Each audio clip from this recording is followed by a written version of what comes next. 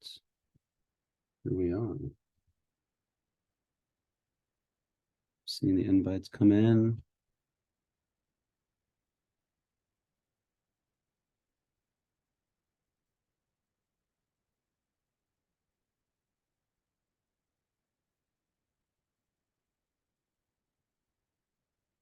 How's everybody doing? Let me know if the chat's working. I'm just gonna put a little test in here.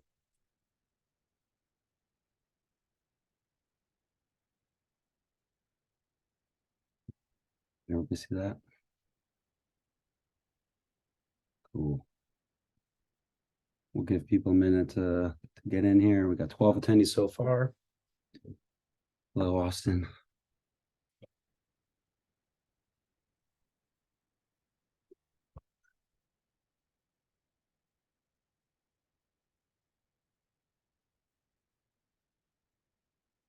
Wish I had some background music to play, but wasn't that prepared today, unfortunately.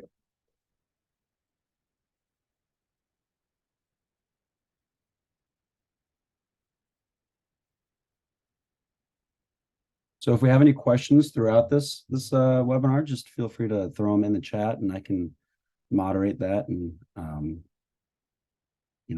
we can answer those questions for you. I think yeah, let's give it till the 5-minute mark, and then we'll get going. Sound good?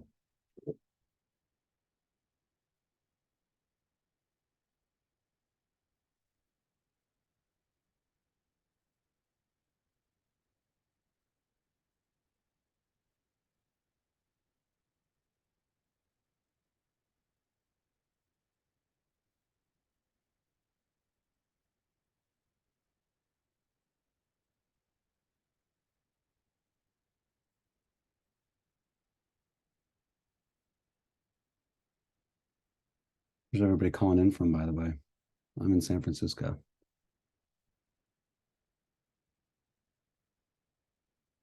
New York. New Jersey. East Coast so far. St. Louis, there we go. Whole country getting involved. Do we have anybody outside of the States?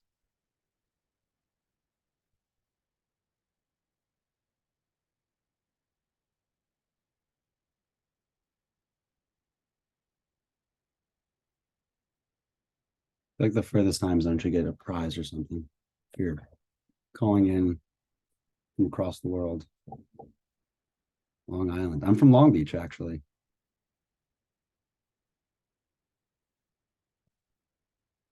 Long Beach, Long Island, not Long Beach, California.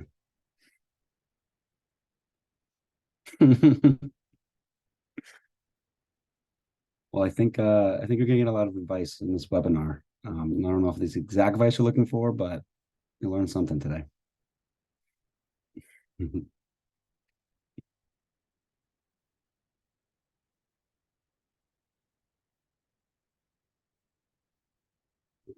Minute. We got 20 attendees.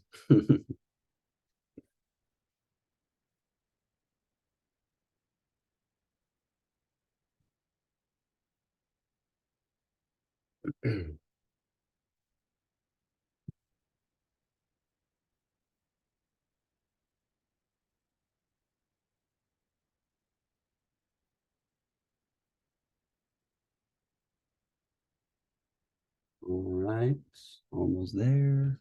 One more minute. Cool, let's get going. So welcome to the Tapping into the Right Tools webinar. This is joint hosted between Metadata.io, Pendo, and LinkedIn. My name is Kevin Joyce. I am a senior sales engineer here at Metadata. I've been with the company for over 5 years. I also spent a lot of that time as a customer success manager, enablement assistant, and I also help run some of the campaigns for Metadata through our own Metadata instance. So happy to be walking through this webinar with everybody, and I'll pass it over to Megan. Sweet. My name is Megan. I have been at Pendo for almost 3 years now, and I manage and own all of our global paid social advertising here.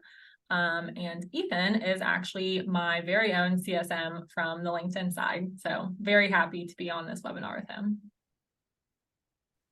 Awesome. Thanks, Megan. And I'm Ethan Gold, based out of New York. I'm a client solutions manager at LinkedIn, been here for just about 2 years, and I work specifically in our enterprise technology vertical. Awesome. I just realized that I need to refresh the screen. Cool. There we go. I had to update my job title. So this is us, and we're going to get into it. So today we're going to cover product roadmap and metadata, especially as it relates to LinkedIn features. So we got some cool new ad types coming and different ways of structuring ad groups in the platform. And then we're also going to go into a learning moment where we'll talk a little bit about being more effective with metadata and LinkedIn, specifically around audiences. And then we're going to hand it off to Megan and talk about how she's using metadata and LinkedIn to hit some of her goals. And like I mentioned before, if you have any questions, please drop them in the chat and we'll get to them as soon as possible. All right. Cool. Product roadmap, metadata, and LinkedIn. So in the next few months, you should expect to see document ads available in your metadata account. These were released in Q3 of last year on LinkedIn, and then it was in beta for a while. And then that API was released a few months ago, Q2. And so once that API gets released to the public, then we can start building that ad type in metadata. And so you should expect to see that in Q4 of 2023. Thought leader ads also will be coming to metadata beginning of next year. Once again, that API is available in Q1. And lastly, the ad group structure. So I think this is going to be probably the biggest change to metadata campaigns, is this ability to structure your ads in a similar fashion to how you can natively in LinkedIn. I'm sure everybody's aware, if you're in the tool, metadata that is, of the one-to-one-to-one structure. It definitely has some of its benefits, but I think if you're trying to also launch a lot of ads or test some different audiences, it could dilute your budget. So hopefully this new ad structure will help solve some of those issues. Ethan, I don't know if you want to speak to any of these different ad types, at least when it comes to document ads and thought leader ads. You being the LinkedIn expert, but I know that we're excited to see them in the tool. I've heard a lot of good things so far. Yeah, absolutely. We're definitely excited about this as well. I did just want to mention, speaking from the LinkedIn side, that we're really excited that metadata continues to invest and bring these innovative solutions to our mutual customers, both, early and often. But I did want to touch on the fact that LinkedIn often releases these ad formats, tools, other features natively on our platform first before being made available to partners, like, of course, metadata. And this is the case for, both document ads and thought leader ads. The primary reason LinkedIn does this is to test and to learn and to ensure that all the features are operating as planned. And because of this, we often release products to marketing partners like metadata after they're already available on LinkedIn. We do, understand this can cause some friction for all of you guys that are excited to use metadata to power your LinkedIn campaigns. But, I hope this provides a little bit of clarity behind why that's the case for, some of these delays in roadmap. And if you have, a metadata rep and a LinkedIn rep, we encourage all of you to connect with both of them to understand how you can use the metadata audiences with these new ad formats just to reach your most valuable audiences. And, both of our teams are more than happy to work together to support you. So I can kick it back to you, KJ. Yeah, absolutely. I know that speaking from my CSM experience. It was always getting questions about LinkedIn's got this new cool ad feature. It's doing so great natively. When can we use it in metadata? And we're trying to build these as fast as we can too. So don't worry, it'll be here. So yeah, exciting stuff the next year. Now, let's get into a learning moment, how to be more effective with metadata and LinkedIn. And as I mentioned earlier, this is going to be specifically around using different audiences. I'm going to jump into our demo account in the platform. So let me just hop in there. I'm sure a lot of people know that the difference, or the meta match side of things and metadata functions a little bit differently than if you were to build audiences natively in LinkedIn. LinkedIn obviously has access to some of the best employment-based data in the world, being that everybody enters their job and their title when they make a profile. And metadata users have access to that LinkedIn native targeting down here. So you can see the ability to target by industry, by company size, company name, company revenue, just like you can in LinkedIn, as well as job titles, job functions, member skills, member groups, all the way down to member traits. These audiences are great. They're going to be much larger than most meta match audiences, and you're going to be able to filter for these uniquely LinkedIn traits or associations that you can't use with MetaMatch. And so with metadata, though, it's always important to test, right? And we have what we call MetaMatch, our proprietary database of over 1 billion contacts. And it gives metadata users a little bit of an advantage to play around with other data sources that might expand their reach, or maybe if you're going after job titles that are really specific or kind of granular, you can leverage that in MetaMatch. What I mean by that is, in this firmographic audience, when I target by job title, I can just focus on a single keyword rather than a broad job function or a very specific job title. I always use examples like innovation, just the keyword innovation as a job title to go after.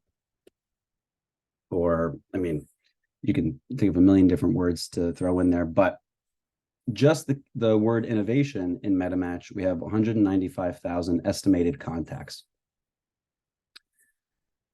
When we run this audience, we're actually going to be pushing 195,000 hashed emails into LinkedIn and matching those hashed emails with profiles.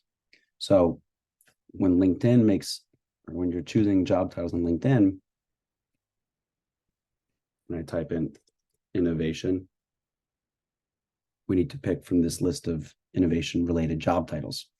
So now, while this is pretty comprehensive, maybe there's a few people that didn't fall within these super grouped job titles. The MetaMatch audiences can maybe give you a chance to find those people. Another advantage, or something worth testing at least for MetaMatch, are audiences like the technographic Aberdeen audiences or the lead sift intent audiences. This comes with your metadata subscription and allows you to target for the technographic ones by tech stack. So if you want to go after your competitors' customers, maybe, or even go after accounts that are using complementary technologies, we strongly recommend this. Metadata, for example, we want to target companies that use HubSpot, for example, or Marketo. And we can even add in a second product group to refine it further. So companies using either HubSpot or Marketo and Salesforce CRM. However you group these technologies is up to you. Obviously, we want you to play around and run as many audiences as possible, because another good advantage of MetaMatch is the ability to preview audiences before you launch any campaigns. Another cool thing that I've been doing in our own campaigns recently is taking our account lists from Salesforce or maybe even technographic audiences and grouping that with retargeting audiences. So you can create some interesting and or logic between meta match and LinkedIn native and create almost like your own intent in a way. So companies that are using specific technologies and individuals that are on your site and merging those two together to create a very highly qualified, high intent type of audience.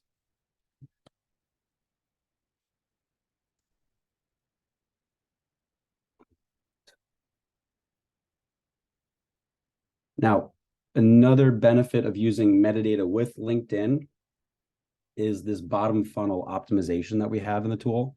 I'm sure metadata customers are familiar with it, but being able to shift budget across your LinkedIn campaigns to what is driving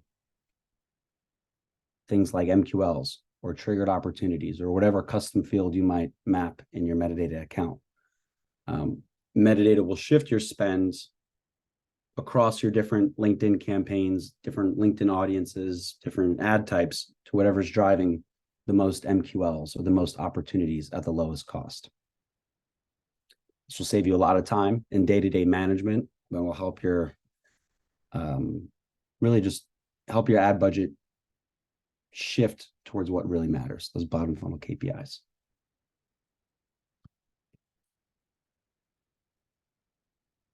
Right. Anybody have any questions on MetaMatch and using MetaMatch for LinkedIn or any other ad or audience types in particular?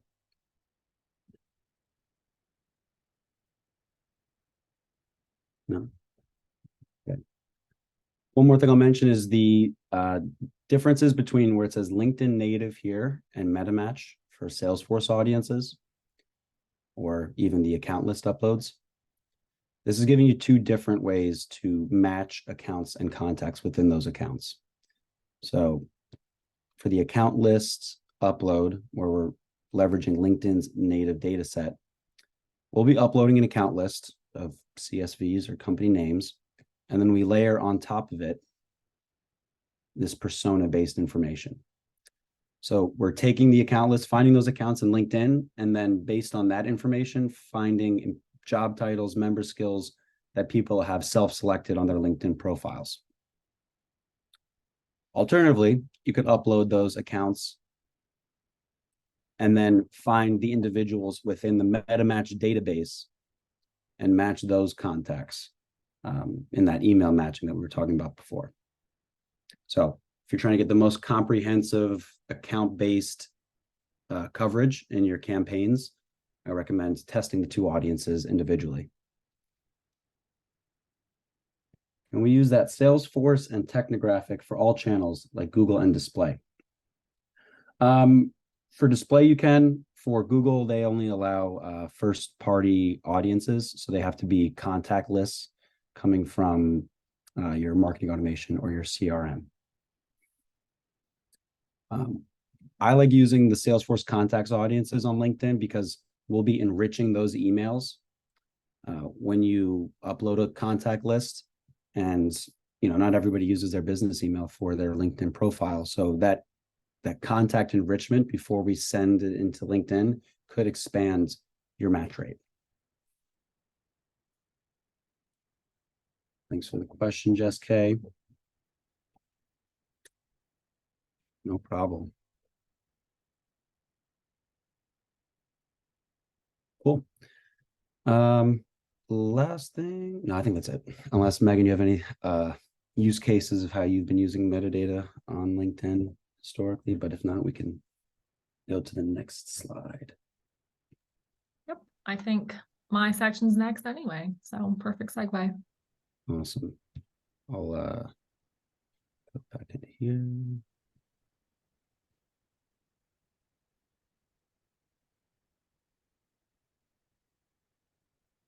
All right. Right. Yep, I'm all good if you want to jump to the next slide. Pendo has been using metadata for actually, I think over a year now, or maybe almost 2 years. And, I kind of came into an account that was very focused on lead generation. And my goal, these almost 3 years here, have been to turn it really into a full funnel strategy. Where metadata has been the most impactful is really expanding our top of funnel activations and campaigns. Mostly due to two unique features. One, all of the audience capabilities that KJ just touched on. So being able to, build LinkedIn native audiences, being able to build meta match audiences to run through Facebook, as well as tapping into all of the technographic, Salesforce, and Marketo audiences for us. The second, biggest piece of the puzzle there is just how easy it is to test different creative types. A really good example will be one of our top ebooks in that image on the very left, 10 KPIs. We had multiple images, rectangles, squares, carousels, even a video, PDF, all these different formats where it would have taken me, especially, a lot of time on LinkedIn natively to spin up all those separate ad campaigns. But within metadata, it's really just almost as if it's in its own campaign, right? At least when you're building it within the metadata platform. So as someone who executes and, plans and owns strategy, that's a huge benefit to me. It's a big time saver. You can see here that kind of 1 year in of really investing in metadata and investing in LinkedIn, we were able to really grow our top of funnel audience, and as well as improve efficiency there for generating these top of funnel leads, right? So mostly content downloads, but also just thought leadership and brand awareness. I will say that these numbers include what we're doing on metadata and what we're doing on LinkedIn native. But like I said, a big chunk of our investment and budget does run through metadata for these initiatives. Secondly, or I guess third, it's really easy to test different content types. So even though we have that 10 KPIs ebook that does really well and is always going to be an evergreen asset for us, anytime we get new content from our internal team, it's really easy for me to clone an existing campaign, update the offer and metadata, and just go ahead and swap in the ad and kind of give it a chance to run against the other ebooks. To KJ's point, a lot of our evergreen campaign groups in metadata run towards the MQL optimization. So making sure that we're not just only getting more leads, but those leads are actually of high quality and hopefully convert better down funnel. If you want to jump to the next slide.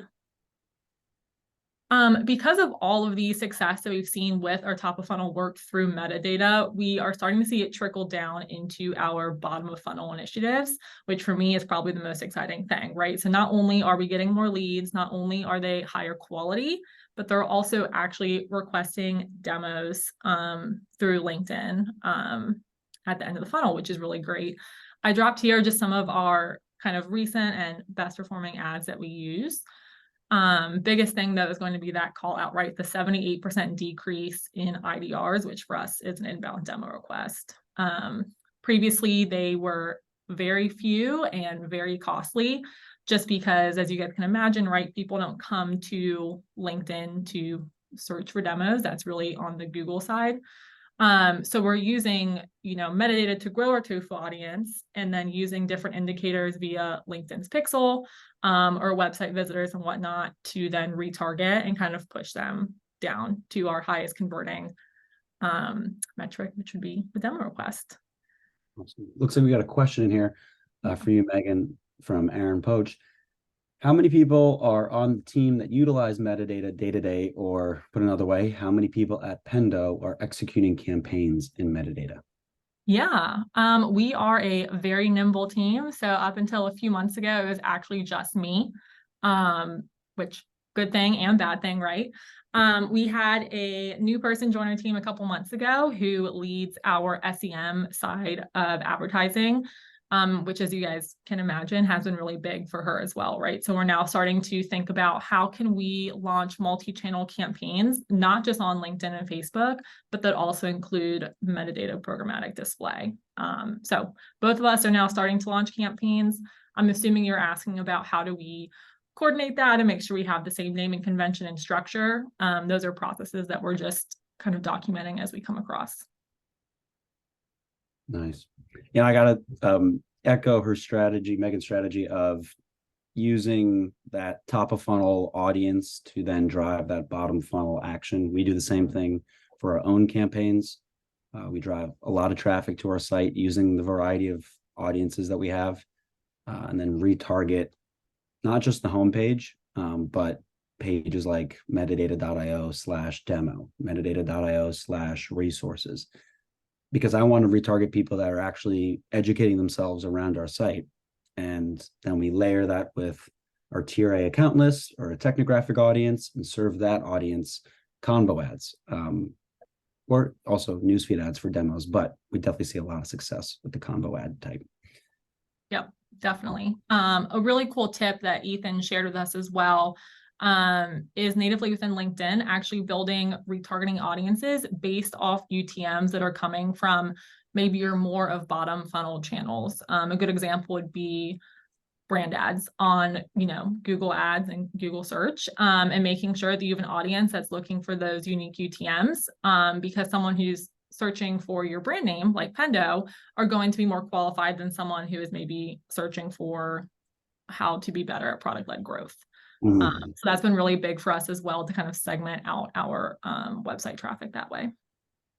I'm actually going to go back into the platform real quick because I just want to show everybody how they can pull those audiences in. Yeah. So you build those audiences within LinkedIn, in the campaign manager. And once it's built, then you can sync them. Obviously, this is our demo account, so we don't have any active retargeting audiences, but this could be video views retargeting. This could be company page visits, website visits, lead gen form submissions, all different types of top of funnel activity that you can retarget for bottom funnel campaigns. Also, when it comes to like the testing different images, seeing what that works, you can find those stats in the stats by creative section in your multivariate performance dropdown. And personally, when I'm trying to measure the effectiveness of an ad, I will sort by CTR, because it doesn't really matter whether or not they're submitting leads. I want to understand what image is getting people to stop scrolling and click on our ads. Maybe by sorting this information, you'll find some unique identifiers, something that you can build your next campaign around. So as a user in this tool, that's how I go about it. All right. Final slide for me. Kind of looking for, what were my goals coming into this fiscal year after all the success that we saw between LinkedIn and Metadata, our previous fiscal year. One is going to be increasing brand investment. So as you saw on the first slide, a lot of our top of funnel investment, specifically in Metadata, was focused on downloads and lead generation still. Already we have kind of moved a decent portion of that budget to brand awareness. So ungated assets, talking about why Pendo's product. You can see there we launched Pendo AI a little bit ago. So we ran a lot of our brand ads through Metadata. And then secondly, there as well, just kind of as we push into different markets, having very targeted and segmented audiences and brand campaigns out of Metadata. So still measuring the impact and success there, but definitely our first goal coming into this fiscal year. 2 is going to be improved sales alignment, and really, leans on what KJ was talking about earlier, but using those Salesforce and for us, Marketo, for others, potentially HubSpot audiences, to make sure that we are aligned on what accounts and or what contacts and leads we are kind of providing air coverage for, while our sales teams are on the ground working those accounts and those people. Definitely new for us, but so far have seen really good momentum here, and there's just always a lot to learn as we move this kind of one GDM motion. And then 3, touched on very briefly earlier, but we are kind of refining our display strategy as it sits on Metadata. There are some images at the bottom there, and as an example of one of our recent multi-channel campaigns that we are testing, specifically on display and Facebook, but all run through Metadata, same type of ad creative, copy and CTA. So it's really trying to see how we can turn this into a cohesive strategy, whereas before we would kind of think about SEM and social as 2 completely separate entities. I think there's a lot of scenarios where they need to be one motion. Here. Yeah, All right. that's it for me. Thank you, Megan. So, best practices, foundational LinkedIn best practices help Pendo achieve success. So I can jump in here. Cool. So yeah, I just want to discuss some of the LinkedIn best practices that Pendo is following in their metadata campaigns. Megan's the best. She does a great job of implementing a lot of recommendations we've covered over the past couple years. So everyone take notes. But we can hop to the next slide. So first off is really just testing. You've heard Megan, KJ, everyone talk a little bit about this thus far. That is a huge win, a huge perk of metadata. So frequent and strategic testing, whether it's the creative, the messaging, the audience, that's really critical for success on LinkedIn. And with the help of metadata, Pendo is really able to launch a number of experiments simultaneously. So from there they can identify what works, what doesn't, and then scale accordingly from there. Yes, emphasis on strategic. Put that in the panel. There you go. Now it's to everybody. But yeah, strategic testing, I can't agree more. Like, if you're going to be testing things, make sure that there's an idea behind it, not just creating more ads just to create more ads. But what does that new ad type, what is that new audience, the new CTA, what is that going to tell you about your audience? Or how can you share that with the rest of your team to drive more data-driven decisions in the future? All right. Next slide. Yep. Cool.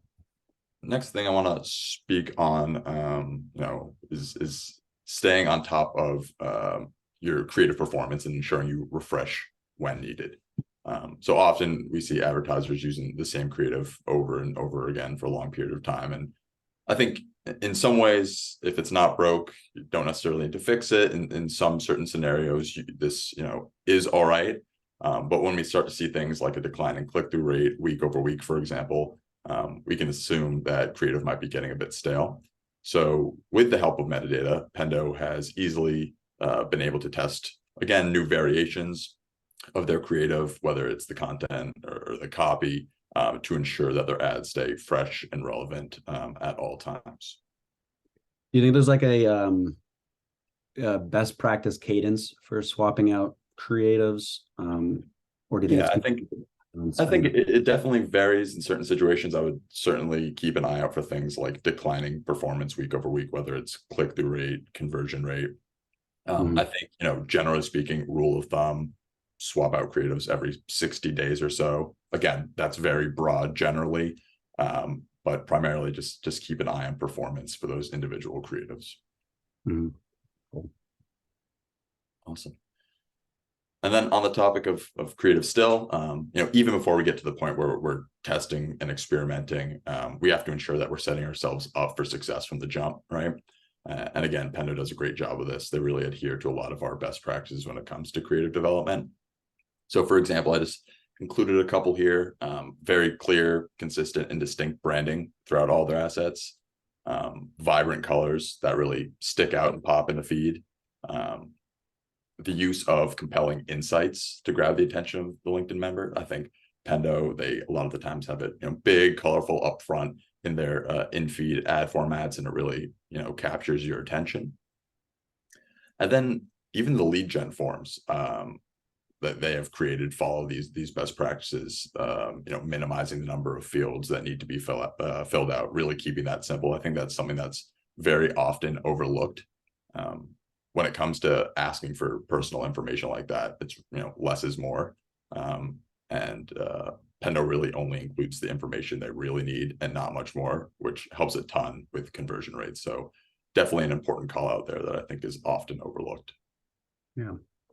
If anybody's looking for some inspiration for really good creative, I recommend following Joseph Hill on LinkedIn. He's the director of digital strategy at Metadata. He's always got some fun posts about what's good on LinkedIn that he's seeing. All right.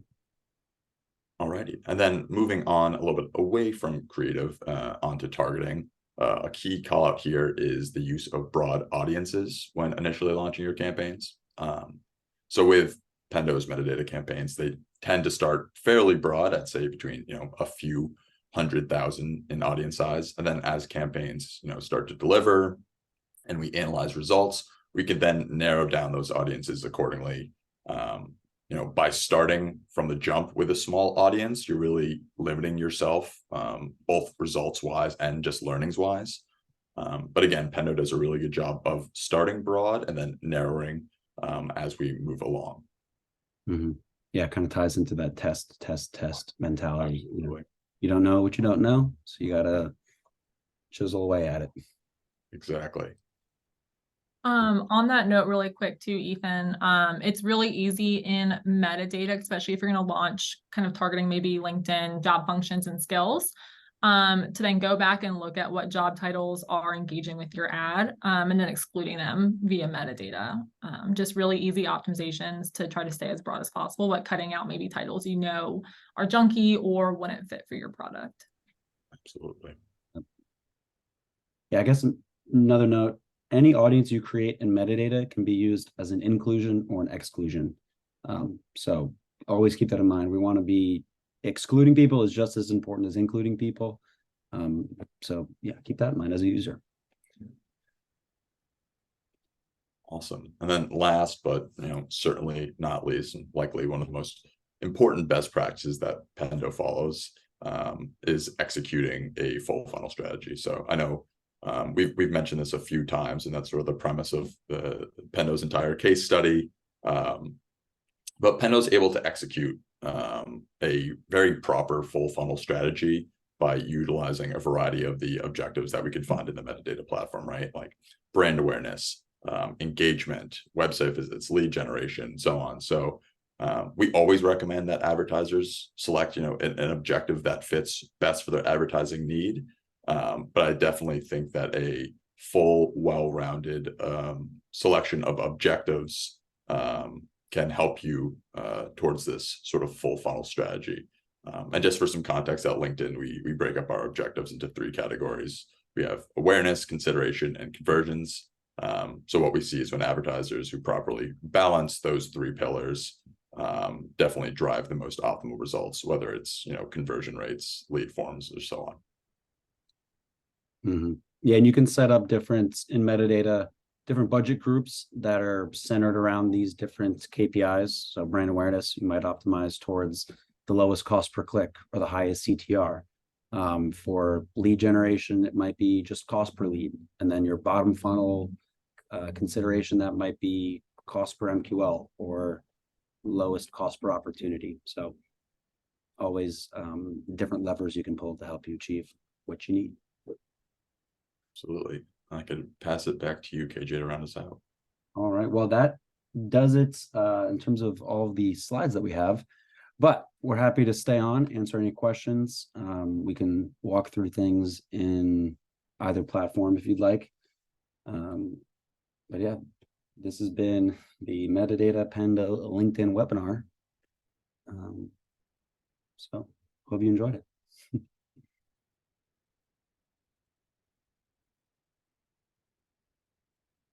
Thank you, Aaron.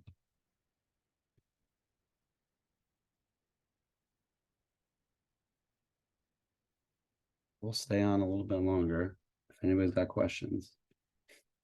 I can't tell who's still here or not. Okay. Looks like some people are dropping out.